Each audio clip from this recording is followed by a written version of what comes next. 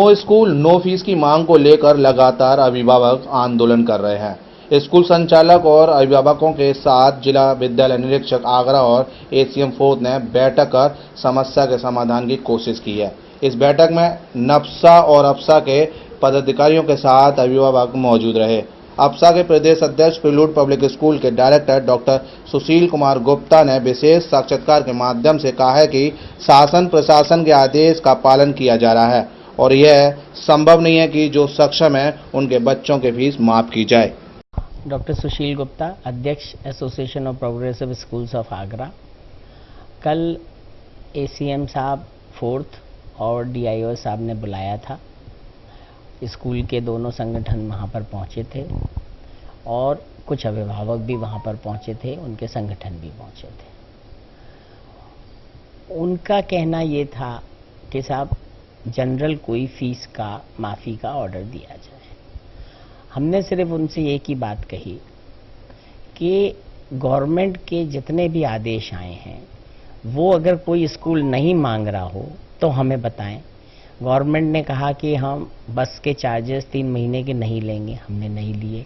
चाहे हमें ड्राइवर्स की तनख्वाह देनी पड़ी, एक एक बस के ऊपर 68,000 रुपये जो है खर्चा आता है खाली खड़ी रहने का, फिर भी हमने कुछ नहीं कहा। ईएमआई कहाँ से दे रहे हैं ये भी आप बड़ी परेशानी का विषय है।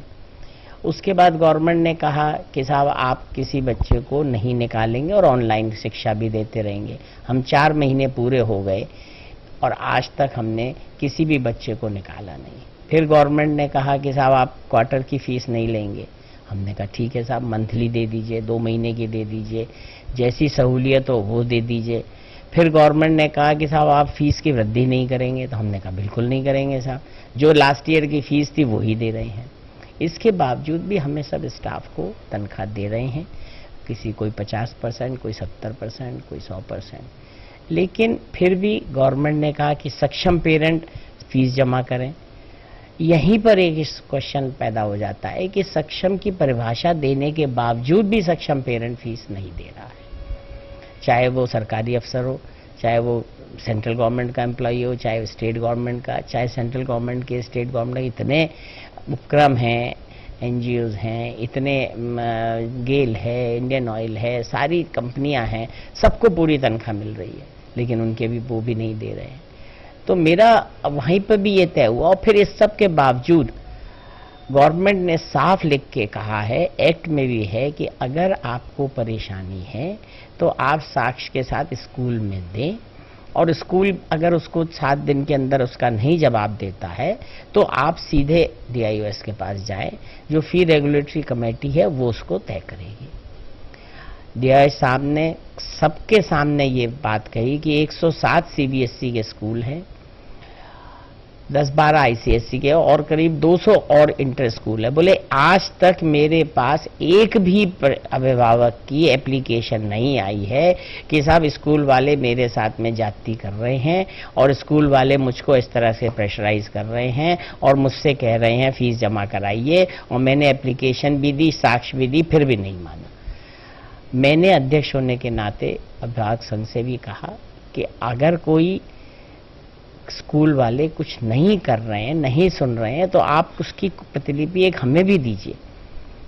उन्होंने कहा कि साहब वो एप्लीकेशन नहीं ले रहे हैं। मैंने कहा देखिए ये बात गलत है, सब एप्लीकेशन ले गए, और नहीं है तो फिर सर गवर्नमेंट बैठी, आप वहाँ जमा करा दीजिए एप्लीकेशन। तो इसके बाद में एसीएम साहब ने और डीआईओ साहब ने कहा कि एज ए जनरल कोई फीस हमारे लिए हम नहीं कर सकते हैं, इसके लिए गवर्नमेंट से ही अगर आदेश आएंगे तो हम उसे करेंगे। और हमने कहा कि अफसा के सारे स्कूलों के बाद से कह दिया कि अगर पेरेंट नहीं है तो उसको फीस की माफ दें, नहीं अगर दे रहा है तो महीने की फीस ले लें, नहीं दे रहा है तो और 2-3 महीने उससे कुछ ना मांगे, लेकिन बच्चे का कोई नुकसान नहीं होना चाहिए। देखिए ये डिपेंड करता है। अब मान लीजिए मैं छोटे स्कूलों की आपसे बात कर रहा हूँ, अगर छोटे स्कूलों में कोई हमारे पास पेरेंट आता है, वो कहता है कि मेरी बिल्कुल आमदनी नहीं है, तो हम कहेंगे अच्छा भाई ठीक है, तुम्हारी बिल्कुल नहीं है, तुम अभी रुक जाओ, 6 महीने बाद हम तुमसे बात कर लेंगे। तुमको अगर ऐसा लगता है, कोई ऐसा पेरेंट है वो कह रहा है मेरी थोड़ी तो चल रही है साहब, थोड़ा नहीं चल रही है, अच्छा तो तुम 50% अभी जमा करा दो, 50% अगले महीनों में करा देना जब सहूलियत हो। तो इस तरह की हम बातें जो हैं, और वो 1 to 1 कर सकते हैं, हम जनरल नहीं कर सकते हैं। या अच्छा, फिर अगर मान लीजिए आपके चैनल के द्वारा मैं ये भी कहना चाहता हूँ कि जो सक्षम पेरेंट है उनको क्यों डिस्काउंट, और उस डिस्काउंट को क्यों ना हम, जो वास्तव में पेरेंट जो सक्षम नहीं है, जिसको वास्तव में परेशानी है, उनको क्यों नहीं हम ट्रांसफर कर दें। अब वो हम बोले कि साहब आप अपनी बैलेंस शीट दिखाइए। मैंने कहा भाई ये गवर्नमेंट का काम है, इनकम टैक्स का काम है, आप लोगों को थोड़ी हम बैलेंस शीट दिखाएंगे। तो कुछ इस तरह की बातें हुई। अल्टीमेटली एसीएम साहब ने यही कहा कि भाई ये आप शासन को लिख दीजिए, आप अपना रिप्रेजेंटेशन दे दीजिए और हम शासन को भेज देते हैं। लेकिन अभी हम कोई ऐसी स्थिति में नहीं है कि हम कोई स्कूल वालों को कोई आदेश दे सके।